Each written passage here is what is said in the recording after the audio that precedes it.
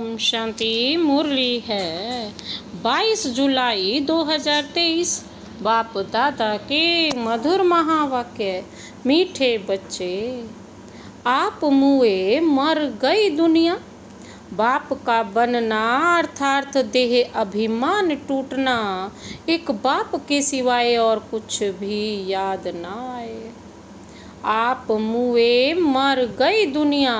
बाप का बनना अर्थात देह अभिमान टूटना, एक बाप के सिवाय और कुछ भी याद ना आए। आज का प्रश्न है, अंत का समय समीप देखते हुए कौन सा स्लोगन सदा याद रखना है।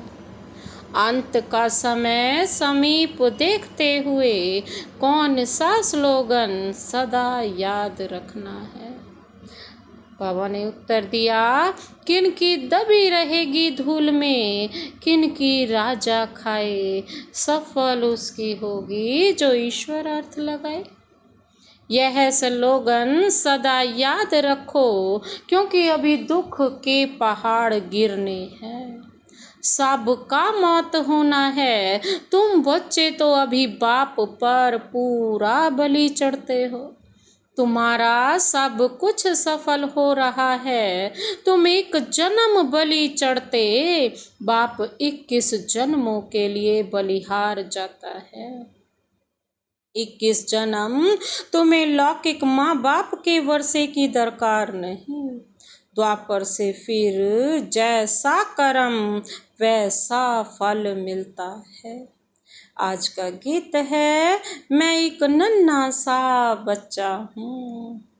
ओम शांति। यह तो मनुष्य मात्र जानते हैं कि ऊंच ते ऊंच भगवान है। भगवान को हमेशा परम पिता परमात्मा कहते हैं और उनका ऊंचा नाम भी है, ऊंचा ठाव भी है। सबसे ऊंच मूल वतन में रहते हैं। अब जब की गॉड फादर कहते हैं तो जरूर बच्चे ही ठहरे। वैसे तो नहीं कह सकते हम फादर हैं।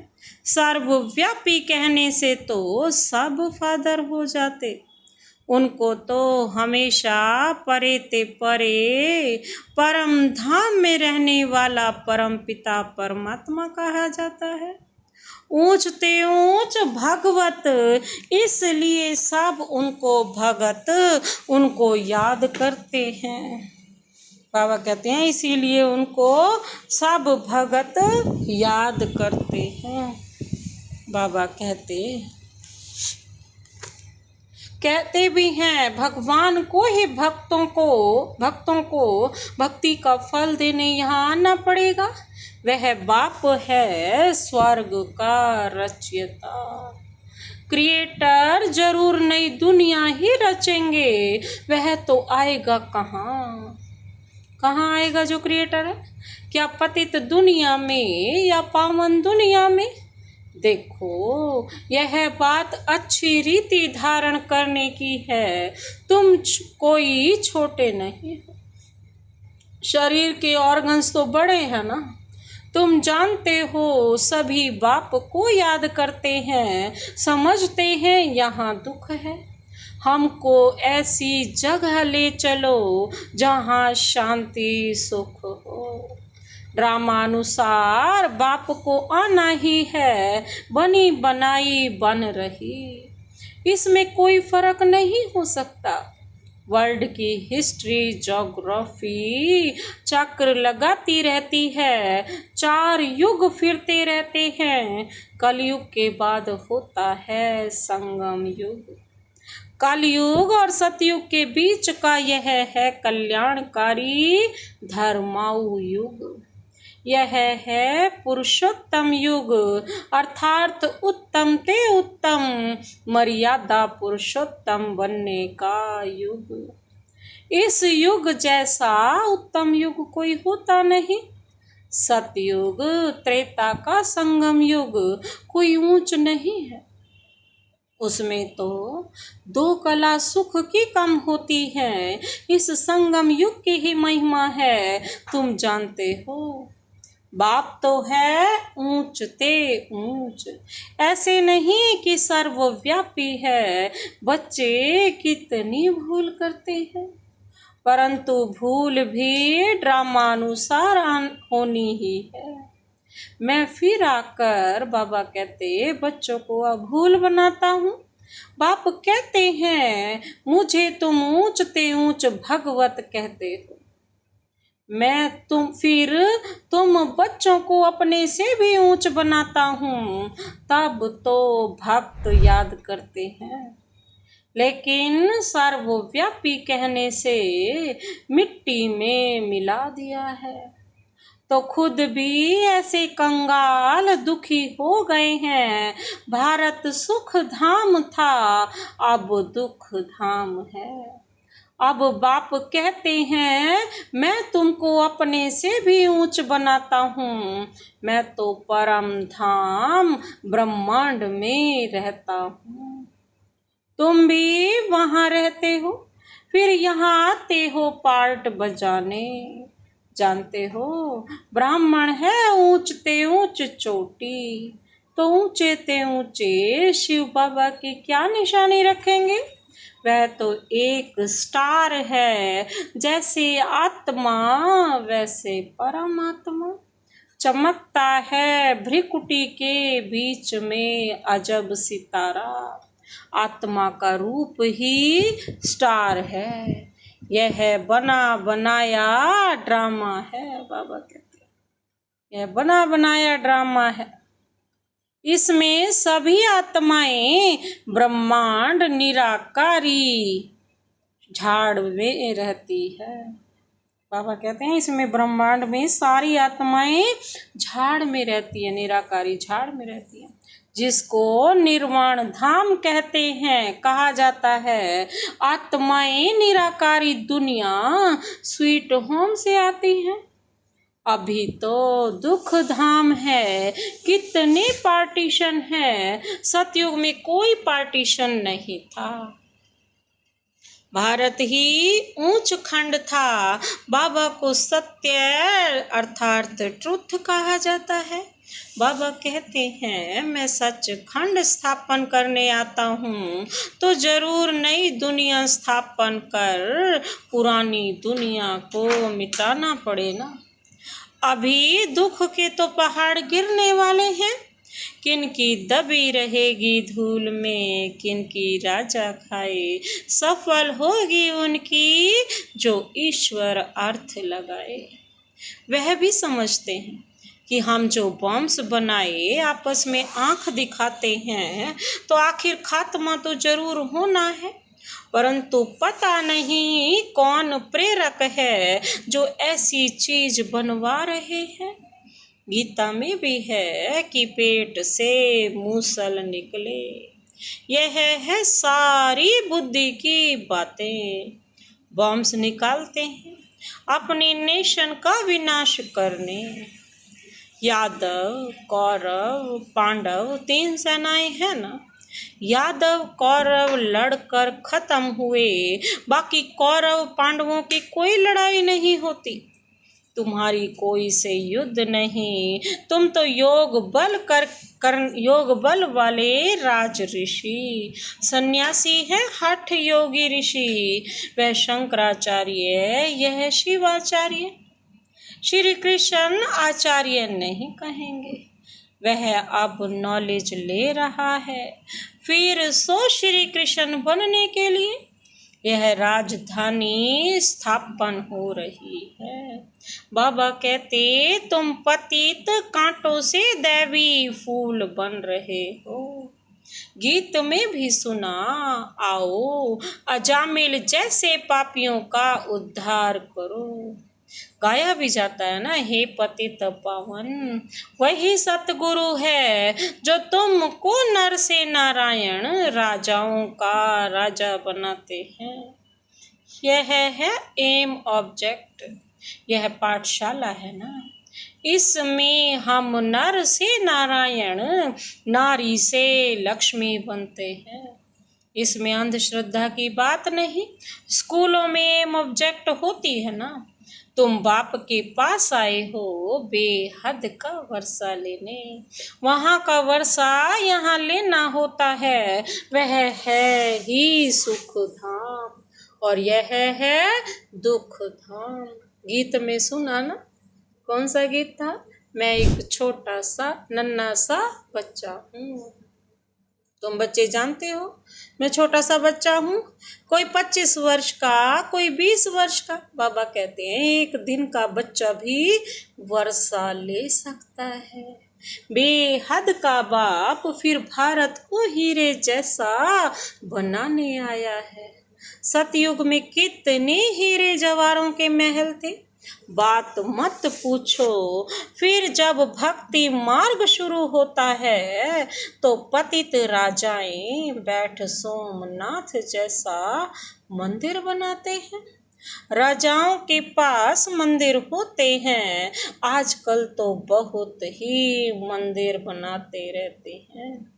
सबसे मुख्य मंदिर किसने बनाया होगा? जो पूज्य से पुजारी बनते हैं, जरूर उन्होंने ही बनाया होगा। आप ही पूज्य, आप ही पुजारी।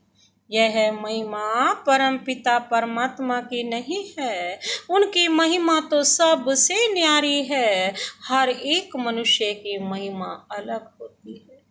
ऊंचे ते ऊंच महिमा है बाप की, जिससे तुम 21 जन्मों का वर्षा पाते हो। फिर द्वापर से लेकर तुम लौकिक बाप का बच्चा बन जैसे जैसे कर्म करते हो ऐसा जन्म लेते हो। धन दान करने से एक जन्म अल्पकाल सुख का वर्षा मिल जाता है। राजाएं भी तो रोगी बनते हैं ना, स्वर्ग में तुम रोगी नहीं बनते हो। तुम्हारी एवरेज 150 वर्ष आयु रहती है। कितने हेल्दी रहते हो, बीमारी दुख आदि का नाम नहीं। शिव बाबा बच्चों के लिए सौगात ले आते हैं, इसको हथेली पर बहिष्ट कहा जाता है। पुरुषार्थ करना चाहिए ना, चाहे सूर्यवंशी बनो, चाहे चंद्रवंशी, चाहे साहूकार प्रजा। बाबा कहते हैं एम ऑब्जेक्ट तो है ना श्री कृष्ण जैसा बनना। बाकी श्री कृष्ण वाच तो कभी हुआ नहीं, श्री कृष्ण ने तो कुछ भी कहा नहीं। यह तो सारी गीता भगवानु वाच है, शिव बाबा द्वारा बताई गई है, समझाया जाता है ना। यह है रुद्र ज्ञान यज्ञ। राजस्व अर्थात स्वराज्य प्राप्त करने के लिए शास्त्रों में तो बड़ी कहानी लिख दी है। बाप पर बलि चढ़ने से बाप फिर 21 जन्म बलि चढ़ते। बाप तुम बच्चों को ऊंचे ते ऊंच बनाते हैं, ब्रह्मांड में रहने वाले ब्रह्मांड के मालिक ठहरे ना। फिर तुम विश्व के मालिक बनते हो, मैं विश्व का मालिक नहीं बनता हूँ, तुमको बनाने के लिए आता हूँ। तुम कहते भी हो पतित पावन आओ, आकर पावन बनाओ। फिर सर्वव्यापी कैसे ठहरा? सदगति दाता पतित पावन तो एक ही बाप है। इस समय सभी तमो प्रधान बन गए हैं। सतो रजो तमो से सबको पास करना ही है। हर चीज पहले सतो प्रधान होती है, फिर तमो प्रधान बनती है। सतयुग में भी देवी देवताएं सतो प्रधान, फिर त्रेता से सत्रेता में सतो राम राज्य क्षत्रिय, फिर रजो में वैश्य, रजो में भी वैश्य, तमो में शूद्र वर्ण भी है ना। बाबा कहते हैं विराट रूप है ना, विराट रूप में देवता क्षत्रिय वैश्य शूद्र दिखाते हैं ना। बाप और ब्राह्मण गुम कर देते हैं।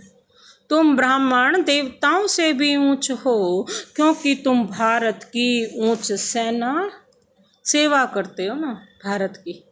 तुम हो श्रीमत पर श्रेष्ठ ते श्रेष्ठ, ऊंच ते ऊंच भगवान की मत मिलती है, जिससे तुम श्री श्री लक्ष्मी नारायण बनते हो, श्री श्री शिव बाबा द्वारा। शिव बाबा ना हो तो हमें पता ही नहीं कि हम कौन हैं और हमारा राज्य कहाँ है और कैसे अपने आप को पावन बनाना है। फिर माया का प्रवेश होता है तो तुम आसुरी बन पड़ते हो। कलप कलप बाबा ऐसे आकर समझाते हैं। बाबा ने ज्ञान का कलश तुम माताओं पर रखा है, मनुष्य से देवता बनाने। सन्यासी तो माताओं को नरक का द्वार समझते हैं, निंदा करते हैं, फिर आकर उन्हीं माताओं से ही भीख मांगते हैं, तो फिर कर्जा चढ़ जाता है।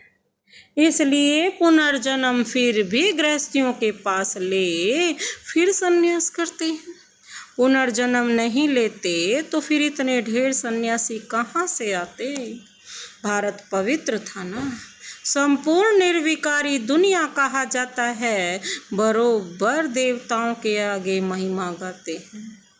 आप सर्वगुण संपन्न, 16 कला संपूर्ण, संपूर्ण निर्विकारी मर्यादा पुरुषोत्तम, फिर अपने को कहते हैं मैं निर्गुण, हारे में कोई गुण नहीं। सर्वगुण संपन्न यह शिव बाबा की महिमा नहीं। सर्वगुण संपन्न शिव बाबा के नहीं है, वो तो ऑलमाइटी अथॉरिटी है ना, उन्होंने ही तो आकर हमें, वो तो संपन्न है, हमें बनने के लिए कहा है। यह देवताओं की महिमा है, परंतु पूरा ज्ञान ना होने के कारण राम सीता के आगे भी यही महिमा कर देते। शिव जयंती मनाते हैं परंतु समझते कुछ भी नहीं है। तो बाप कहते हैं तुम्हारा अब ज्ञान का तीसरा नेत्र खुलता है। देवताओं को तीसरा नेत्र होता नहीं, चित्रों में देवताओं को दिखाते हैं परंतु वास्तव में है तुम्हारा। परंतु तीसरा नेत्र खुला फिर बंद भी हो जाता है। आश्चर्यवत सुनंती पशंती, औरों को सुनावंती, फिर भी भागंती हो जाते हैं। बाबा कहते बहुत अच्छे अच्छे बच्चे माया से हारते हैं, बाप युद्ध कराते हैं 5 विकारों पर जीत पहनाने लिए। बाकी और युद्ध तो है नहीं। तुम अभी हो ब्रह्मावंशी, फिर देवता बनेंगे। अभी शूद्र से ब्राह्मण वर्ण में आए हो। इस समय सृष्टि का चक्र पूरा बुद्धि में है। बाबा कहते हैं नाटक पूरा होता है, बाप ले चलने के लिए आए हैं। माया ने सबको पतित बनाया है।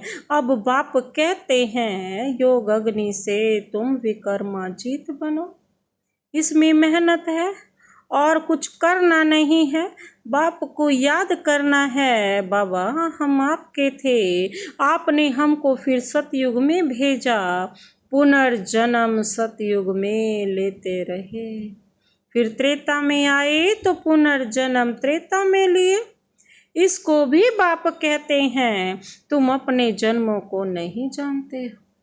हम बताते हैं मनुष्य 84 जन्म कैसे लेते हैं। 84 लाख की तो बात ही नहीं हो सकती। कल्प की आयु ही 5000 वर्ष है। इन शास्त्रों ने तुम्हें घोर नींद में सुला दिया था। अब बाप ने तुमको जगाया है, तुम जाग कर बाप से वर्षा ले रहे हो। बाबा कहते तुम छोटे बच्चे हो, कोई 3 मास का, कोई 4 मास का। तुम ईश्वर के बनते हो तो फिर आप मुए मर गई दुनिया। बाबा का जब बनते हैं ना तो इस दुनिया से अपने आप ही वैराग्य आ जाता है। तभी तो बाबा कहते हैं ना, बाबा कहते हैं आप मुए, तभी तो सोचो जब मर जाता है इंसान तो उसके लिए सारी दुनिया खत्म, घर बार खत्म। ऐसे ही बाबा कहते तुम सिर्फ मेरे बन जाओ तो सारी दुनिया से लगाव अपने आप छूट जाएगा। बाबा का बनते हो तो देह अभिमान टूट जाता है। बाप कहते हैं शरीर में रहते हुए, गृहस्थ व्यवहार में रहते हुए कमल फूल समान रहना है। बाबा कहते हैं सतयुग में तुम पतित संबंध में सतयुग में तुम पवित्र संबंध में थे। वहां तो कोई पतित का नाम और निशान नहीं, वहां तो कोई पतित होता ही नहीं। बाबा कहते अब आप पवित्र गृहस्थ धर्म वाले बने हो। तुम देवी देवता धर्म वाले ही 84 जन्म लेते हो। भक्ति भी तुम शुरू करते हो, पूज्य से पुजारी तुम बनते हो। तो तुमने पहले अव्यभिचारी भक्ति की, अब भक्ति भी तो व्यभिचारी बन पड़ी, अनेकों की हो रही है। फिर तुमको बाप से वर्षा मिलता है। बाप को आना भी संगम युग पर होता है। युगे युगे कहने से कर के 4 युग कहो ना। फिर 24 अवतार, कच्छ मच्छ अवतार कैसे हो सकेंगे? गॉड इज तो वन, रचयिता भी एक है तो उनकी रचना भी एक ही है। अच्छा, मीठे मीठे सिक्के दे बच्चों प्रति मात पिता बाप दादा का याद प्यार और गुड मॉर्निंग। रूहानी बाप की रूहानी बच्चों को नमस्ते। हम रूहानी बच्चों की रूहानी बाप दादा को नमस्ते नमस्ते, गुड मॉर्निंग। धारणा के लिए मुख्य सार है। पहला पॉइंट है स्वराज्य के लिए बाप पर बलि चढ़ना है। एम ऑब्जेक्ट सदा सामने रखनी है, पुरुषार्थ कर सूर्यवंशी बनना है। स्वराज्य के लिए बाप पर बलि चढ़ना है, एम ऑब्जेक्ट सदा सामने रखनी है, पुरुषार्थ कर सूर्यवंशी बनना है। दूसरा पॉइंट है बाप से जो ज्ञान का तीसरा नेत्र मिला है वह सदा खुला रहे, माया की प्रवेशता ना हो जाए, इसका पूरा ध्यान रखना है। योग अग्नि से विकर्माजीत बनना है। आज का वरदान है सर्व संबंधों से बाप को अपना बनाकर एक रस रहने वाले नष्टो मोहा स्मृति स्वरूप भव। सर्व संबंधों से बाप को अपना बनाकर एक रस रहने वाले नष्टो मोहा स्मृति स्वरूप भव। स्पष्टीकरण है नष्टो मोहा स्मृति स्वरूप बनने के लिए सर्व संबंधों से बाप को अपना बनाओ। किसी भी दैहिक संबंध में बुद्धि का लगाव ना हो। अगर कहीं भी लगाव होगा तो बुद्धि भटकेगी। बैठेंगे बाप को याद करने और याद वही आएगा जिसमें मोह होगा। किसका मोह पैसे में होता है, किसका जेवर में, किसका किसी संबंध में। जहाँ भी होगा वहाँ बुद्धि जाएगी। अगर बार बार बुद्धि जाती है तो एक रस नहीं रह सकते। तो बाबा कहते हैं अपनी बुद्धि को एकाग्र करो, एक ही जगह पर लगाओ और वो है शिव बाबा की याद। आज का स्लोगन है प्रकृति को दासी बना दो तो उदासी दूर भाग जाएगी। बाबा कहते प्रकृति को दासी बना दो तो उदासी दूर भाग जाएगी। अच्छा, ओम शांति।